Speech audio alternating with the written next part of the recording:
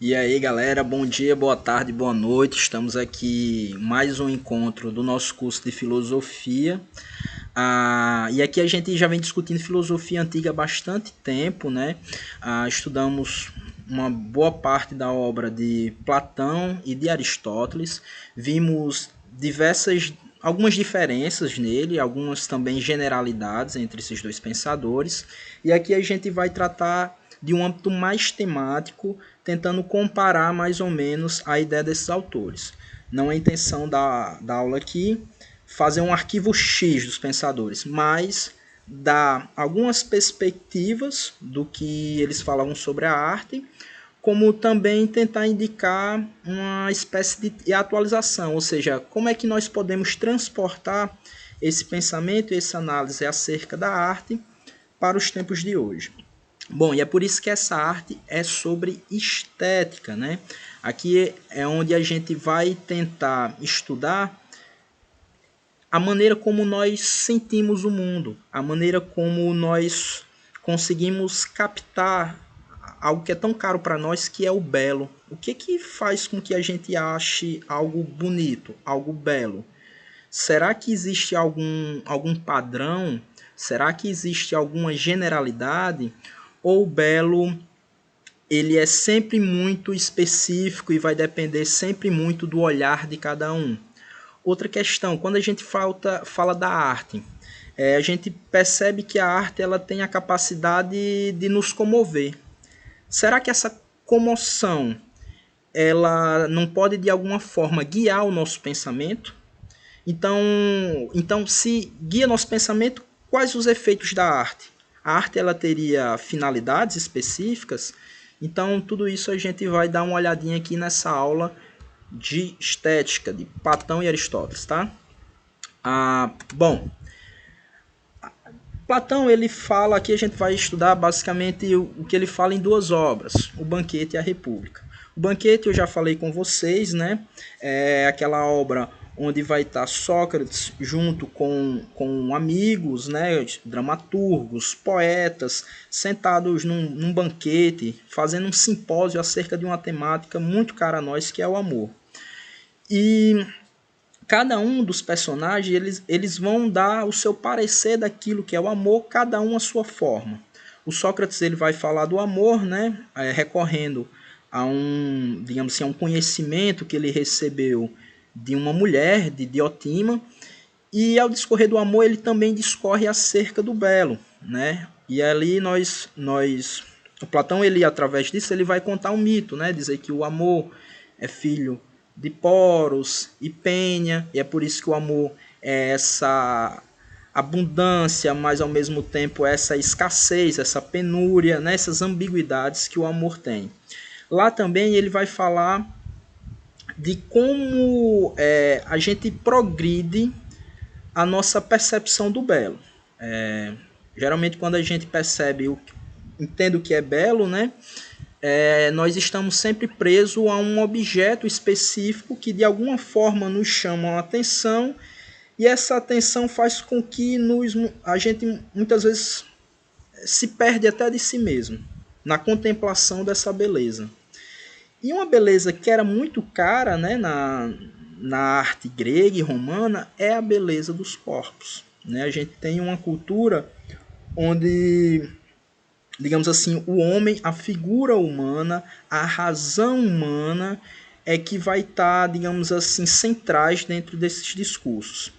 E aí na figura dos corpos nós podemos sim contemplar a beleza, né? Agora, essa beleza ela não está, digamos assim, no corpo daquele indivíduo, como se fosse um atributo essencial daquele indivíduo. Mas nós identificamos a beleza nos corpos quando esses corpos eles participam de algum momento na beleza. A gente sabe que o que é corpo é matéria, e o que é matéria nunca é imperecível, sempre é perecível. Portanto, a beleza dos corpos ela é, digamos assim, não tão perfeita, porque é uma beleza passageira, momentânea. Né? Então, se a gente vê essa beleza no resplandecer da juventude, a gente percebe que vai se decaindo, digamos assim, ao passar dos anos. Então, o Sócrates ele aponta que esse tipo de beleza, de você desejar, de você apreciar o corpo humano, ele pode, digamos assim, sofrer uma evolução. Ou seja, você pode se desprender do corpo, porque a beleza do corpo ela está muito mais voltada ao que traz em nós, ao âmbito do desejo, né? É o que faz muitas vezes um casal se aproximar, um casal que nunca se falou, eles olharem para o outro, né? Perceberem essa participação da beleza, se nunca se conversaram, então se aproxima. E aí abre uma possibilidade para você conhecer um outro tipo de beleza, que é uma beleza que ela não está mais caracterizada na perecibilidade dos corpos, mas sim na permanência da alma, na permanência do caráter. Inicialmente, a gente pode ver esse percurso no seguinte momento. Primeiro, a gente observa a beleza nos corpos, entendendo corpos aqui, não necessariamente e somente se o corpo humano, mas vamos entender todo o corpo material, tudo aquilo que tem matéria, tudo aquilo que eu percebo pelos meus sentidos. Eu consigo perceber a beleza não só no corpo humano, mas consigo perceber a beleza numa casa, na natureza aqui atrás. Então, o que faz eu perceber o belo é essa ideia de beleza. Quando eu começo a perceber, quando eu saio desse e me desprendo dessa beleza do corpo, consigo me desprender também desse âmbito do desejo.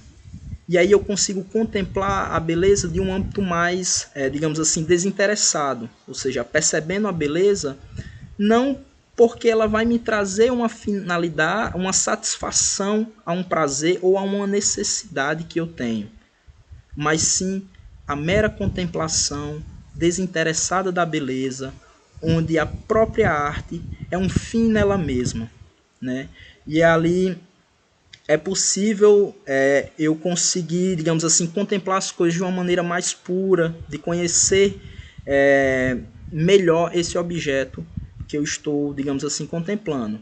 Claro que essa beleza também desinteressada, essa beleza mais geral que a gente consegue perceber que os diversos corpos participam, que todos os corpos, de alguma medida, seja mais próximo ou mais distante, participa da beleza, ela também consegue, digamos assim, ir para um outro ponto, que é tentar observar essa beleza de âmbito mais espiritual, mais racional. Você imagine a beleza das belas ações. Né? Tô cansado de assistir alguns vídeos onde acontecem belos gestos, sejam gestos solidários, seja uma firmeza de caráter, seja a defesa de alguém que está sofrendo uma injustiça, que isso me comove. Né? Isso, digamos assim, faz com que eu tenha uma nova esperança na humanidade. E isso faz com que eu observe a outra pessoa que fez esses gestos belos num outro patamar, uma pessoa que ela é mais evoluída, né? Ela está mais próximo, quando o belo ele se aproxima ali muito do bem e se aproxima de outra coisa que é muito caro aos filósofos, que é a verdade. Ou seja, o que é que faz a gente perceber uma boa ação?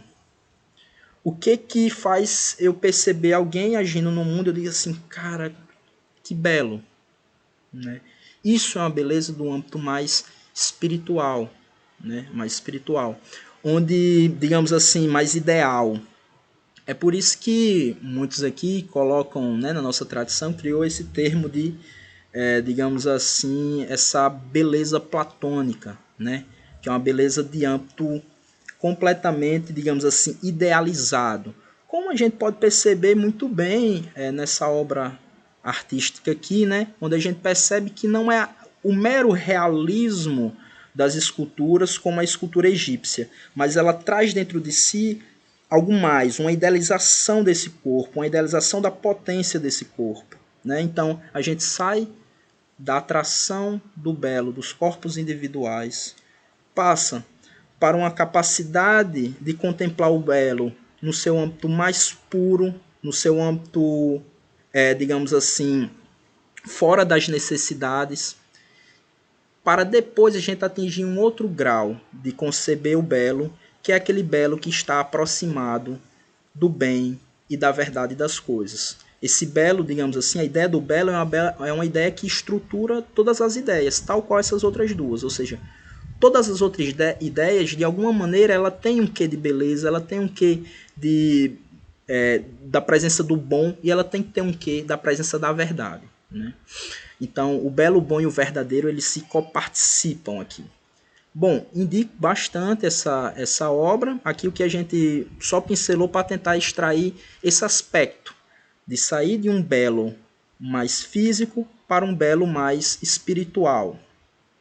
Bom, aqui então a gente vai dar, ele também no seu livro A República, ele está ali discutindo, né, a beleza agora num âmbito mais filosofia política, né, filosofia social, tentando entender qual seria o papel da ciência, se ela deveria de alguma maneira ela ser limitada, ou se a ciência ela deveria de ser mais desregrada, ou seja, ter uma liberdade artística como um todo.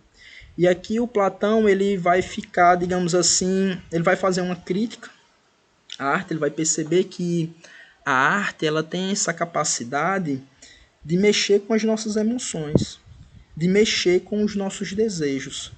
Percebam que que a arte ela tem a capacidade de nos fazer chorar, de nos fazer rir, de nos fazer desejar objetos, desejar coisas, de nos passar, digamos assim, uma mensagem e valores, sem a gente muitas vezes nem perceber, sem ao menos nem racionalizar, como é o aspecto da publicidade. Então, a arte, segundo Platão, ele tem essa capacidade de alguma maneira, afetar esses meus espíritos, essa parte da minha alma mais irracional, mais voltada ao desejo e mais voltada às paixões. E que, portanto, se ela não estiver delimitada pela filosofia, ou seja, se ela pode muito bem utilizar seus artifícios para fazer como um sofista e enganar os homens e mostrar aquilo como se fosse verdade, sendo que na verdade é falso. Então ele tem um pé atrás, ele traz uma suspeita na arte justamente pela essa capacidade que ela tem de nos desviar a atenção, de desviar a razão. E então ele vai dizer assim, ó, na nossa república, né, que a gente já estudou a sociedade ideal do Platão, ele vai dizer, na nossa sociedade a gente tem que tomar muito cuidado. Ele, num âmbito mais específico, né, histórico dele, ele estava mais voltado e preocupado com os rapisodos, né? A gente percebe que os rapisodos eram grandes artistas dessa época, eram artistas da palavra, e eles tinham uma capacidade enorme de criar imagens e narrativas onde o homem ele fosse capaz de entrar nela e dar um sentido à sua vida a partir de narrativas, né? Se a gente vai para um pensamento mais contemporâneo, como o Sloterdijk, como Yuval Harari no Sapiens, né? Ele vai perceber que o ser humano é um ser dependente de narrativas, tentando entender narrativas como ordens linguísticas, né? Então, você percebe, todo povo ele tem uma história oficial, tem um mito, então, e a gente está dentro dessas narrativas.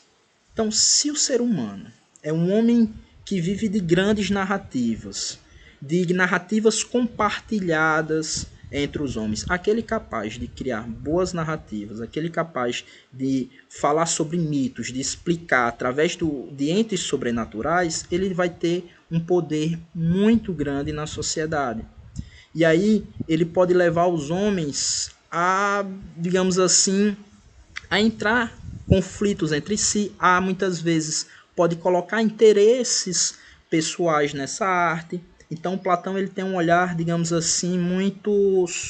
Ele suspeita muito. Então ele vai dizer assim, no nosso estado ideal, a arte é sim, ela tem que ser limitada, visto que ela pode trazer sim benefícios, mas ela também pode representar perigos à sociedade, tá? Então, como também, se a gente for levar num sentido mais ligado à sua metafísica do conhecimento, ele vai entender a arte como mímese, né? Mímese é uma imitação. E ele vai assim, se ele vai dizer, ó, se na observação sensível dos fenômenos, meu conhecimento já não é o mais puro, já não é o mais universal, imagine no conhecimento que advém da imitação da realidade sensível. Esse conhecimento, então, ele vai ser mais frágil ainda, mais, digamos assim, menos certeiro ainda. Então ele vai dizer, ó, na origem, na arte no campo da arte, o conhecimento ele vai ser não tão superior, né, ao conhecimento sensível, principalmente ao conhecimento do âmbito mais puro, universal, inteligível, como também há isso. Por quê? Porque a arte ela mexe com essas partes mais inferiores da alma, com sentimentos, com paixões, com desejos. Então, isso, a técnica da arte, ela pode sim representar um perigo se pensarmos no âmbito da sociedade. Bom, até aqui essa parte aqui, né? Eu queria mostrar para vocês um trechinho do José Saramago. Deixa eu diminuir minha foto aqui. Opa. Do José Saramago, tá? Um trecho de um documentário chamado As Janelas da Alma, onde vão ter diversos pensadores que vão discutir esse fenômeno do ver, né? E aqui ele traz um trechinho. Eu gostaria que vocês assistissem aqui. Eu acho que nós nunca vivemos tanto na caverna de Platão como hoje. Hoje é que nós estamos a viver, de facto, na caverna de Platão. Porque as próprias imagens que nos mostram a realidade, de alguma maneira, substituem a realidade.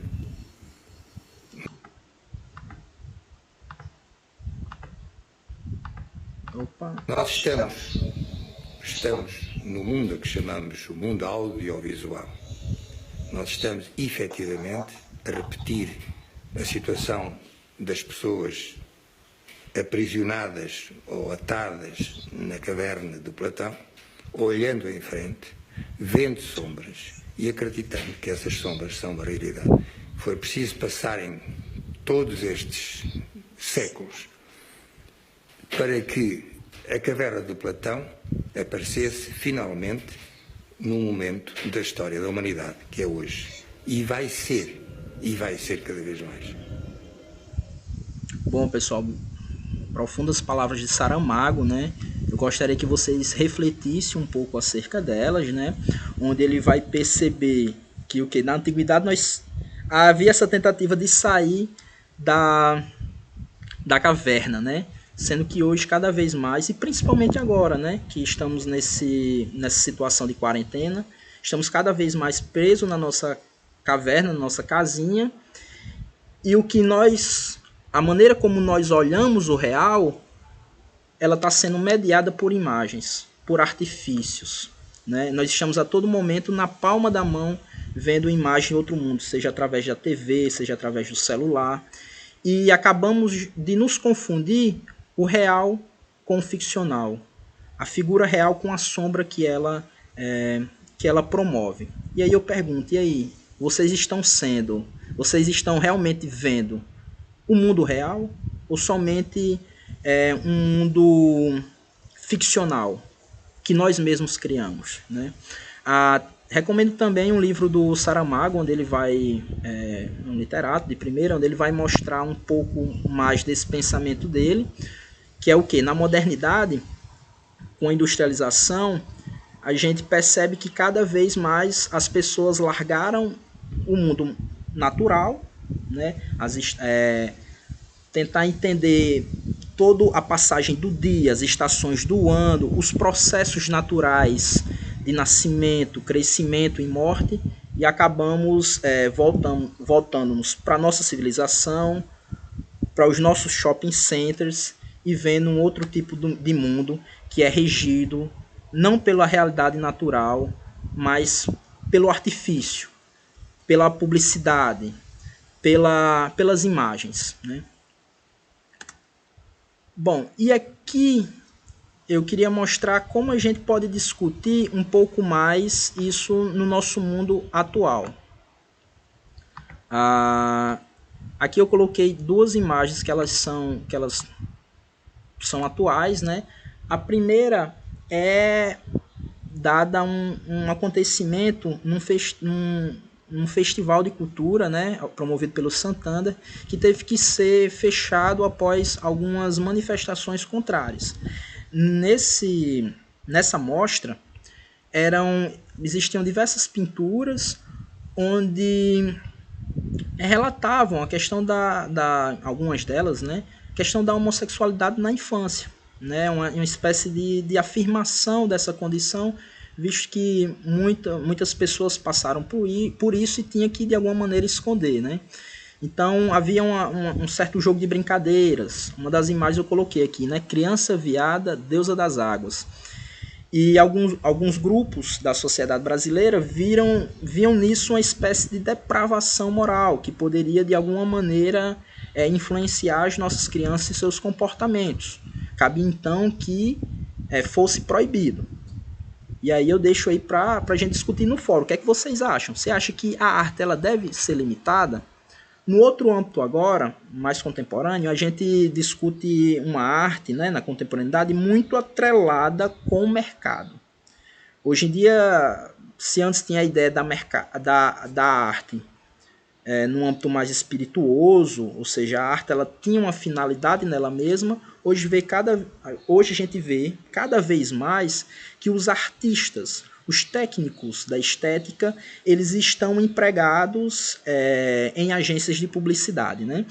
E aqui, na sociedade brasileira, a gente tem um Conselho Nacional de Autorregulamentação da Publicidade chamado CONAR, né? Esse conselho ele surgiu justamente porque haviam diversas publicidades que incomodavam a população brasileira, como publicidade infantil, você imagina, desde criancinha, aquelas narrativas na minha época era Max Steel, né, dos arquivos dos brinquedos da Estrela, e que o boneco ele vive aventuras, e que você começa a se identificar com aquele boneco, a menininha também começa a pedir para a mãe e para o pai comprar diversos outros brinquedos, bonequinhas, Barbies.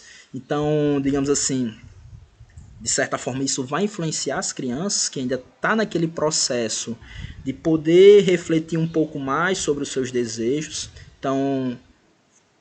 Então, por incomodar a sociedade em um desses aspectos, foi criado o CONAR, onde eles mesmos, né, os próprios agentes de publicidade, eles fazem uma autorregulação para impedir que o Estado se meta nessas questões, né, para poder, digamos assim, se resguardar disso. E aqui tá ultimamente tendo lives, né, de alguns cantores, e o CONAR ele entrou numa briga com o Gustavo Lima, né, principalmente com a publicidade veiculada lá, que era a publicidade de cervejas, né. A live, por ela não ter uma indicação de idade e está aberto para todo o público, há uma preocupação de diversos grupos da sociedade de que essas lives elas possam, de alguma maneira, promover o consumo excessivo de álcool por crianças e adolescentes. Então, mais uma vez eu pergunto, e aí, nesse âmbito, ela deve ser limitada? Ou pergunto, publicidade é mesmo arte? Porque meio que eu deixei aqui como se já fosse considerado, né? Mas, realmente, é arte? Cabe vocês responderem aí no fórum, seria ótimo. Bom, agora a gente está falando com um carinha chamado Aristóteles, né? Aristóteles também vai fazer sua análise, né? Onde ele vai ter uma visão, eu acho, mais tranquila. Mais tranquila não, é porque o Platão ele tem essa questão de fazer uma análise crítica, né? E o Aristóteles ele vai fazer uma análise, né? Vai destrinchar, vai tentar entender. Ele tem uma obra chamada Poética, tá? Onde ele vai refletir sobre essa questão. E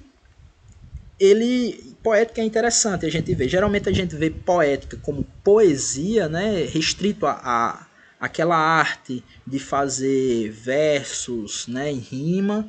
Só que poesia no âmbito grego ela tem uma noção e um sentido mais generalista. Poesia vem de poiesis, quer dizer criação, produção, é o próprio fazer. A arte, então, ela é uma técnica, né? Uma técnica do artesão. E aí o Platão vai tomar a noção de mímese, só que ele vai ter uma visão diferente da mímese platônica. Porque ele vai dizer, ó, a imitação artística não é mera cópia da cópia, como Platão queria dizer, mas a imitação artística, ela coloca elementos novos, ela dá novos olhares, novas possibilidades para o real. E isso pode, digamos assim, revelar aberturas para um poder ser. Né? Ela pode passar, por exemplo, valores, ela pode passar possibilidades de mundo melhores, situações sociais, digamos assim, mais abundantes. Então a arte ela tem essa capacidade do artista, ao ver aquilo que está imitando, ele colocar traços seus. Né? O ver ele não está nessa mera passividade, mas o ver é aquele que de certa forma aflora a imaginação e que quando o artista joga na tela ou na escultura ou na oratória, traz elementos capazes de compreender um pouco mais do real. Né? Afinal, ser se diz de diversas formas, né? De diversas maneiras. Bom, e então a partir disso é possível utilizar da arte.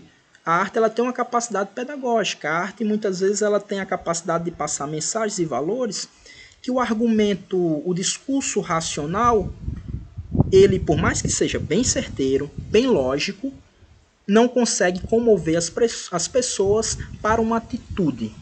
Muitas vezes um livro pode, digamos assim, dar um sentido muito mais profundo que um tratado intelectual, né? Porque ele tem essa capacidade de nos comover, de fazer com que a nossa emoção possa nos revelar questões profundas sobre a nossa condição humana aqui na Terra.